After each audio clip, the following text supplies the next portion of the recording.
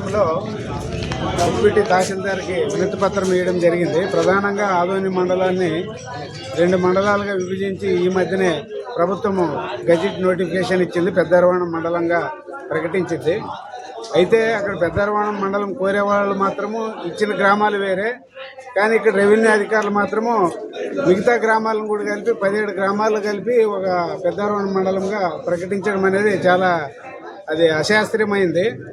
ఇప్పటికే మిగతా గ్రామాల వాళ్ళు, ప్రధానంగా దూరం ఉండే ప్రాంతాల్లో ఉన్నటువంటి గ్రామాల వాళ్ళు ఇప్పటికే ఆందోళన చేస్తున్నారు. మరి ఈ రోజు నుంచి కూడా ఆమరణ నిరాహార దీక్ష కూడా కూర్చుంటున్నారు.